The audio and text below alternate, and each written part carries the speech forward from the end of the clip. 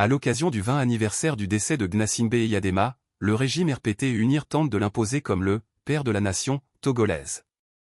L'Alliance nationale pour le changement, ANC, sous la plume de son président Jean-Pierre Fabre, rejette fermement cette tentative de falsification historique et rappelle, argument à l'appui, que ce titre revient incontestablement à Sylvanus Olympio, artisan de l'indépendance du Togo. Déclaration, des faussaires invétérés persistent à faire passer Gnassingbé Eyadema pour le père de la nation. Début février 2025, prétendant commémorer le 20 anniversaire du décès du général Gnassingbé Eyadema, le dictateur qui a dirigé le Togo pendant 38 ans, le régime RPT-UNIR, qui régente le Togo depuis 6 décennies, se lance dans une manœuvre d'attribution au dictateur du titre de père de la nation togolaise. L'ANC, sous la signature de son président national, a rendu public 2 déclarations pour démontrer de manière rigoureuse que cette démarche était une plaisanterie de mauvais goût, Gnassingbé Eyadema ne pouvant porter ce titre de père de la nation, parce qu'il ne réunissait ni les qualités ni les conditions adéquates. Pour l'ANC, seul Sylvanus Olympio pouvait porter incontestablement le titre. Face à la riposte implacable de l'ANC, le RPT-UNIR envoie au créneau certains de ses turiféraires, notamment M. Batchana qui soutient dans un article diffusé sur les réseaux sociaux que Gnassingbé Eyadema est bel bien le père de la nation togolaise.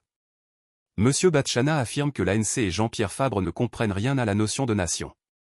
Bien que cela ne soit pas nécessaire, tant les arguments invoqués et les explications fournies par l'ANC sont suffisamment probants, il convient de clarifier à nouveau, en français facile, pourquoi l'on ne saurait mesurer ni comparer Gnassingbé Eyadema à Sylvanus Olympio en ce qui concerne le titre de père de la nation.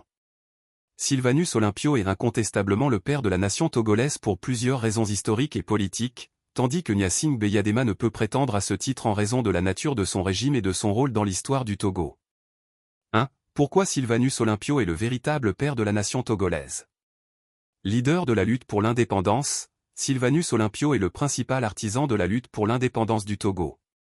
Il a mené le combat politique qui a permis au pays d'accéder à la souveraineté nationale le 27 avril 1960. Son engagement pour l'autodétermination et sa lutte contre la colonisation font de lui le véritable fondateur de la nation togolaise. Premier président démocratiquement élu, en 1961, après des élections libres, Sylvanus Olympio incarne alors l'espoir d'un État moderne et démocratique, avec une vision d'un Togo économiquement indépendant et viable, en rupture avec l'influence coloniale. 2. Refuser notamment de maintenir le Togo sous le contrôle monétaire de la France et projeter de créer une MO.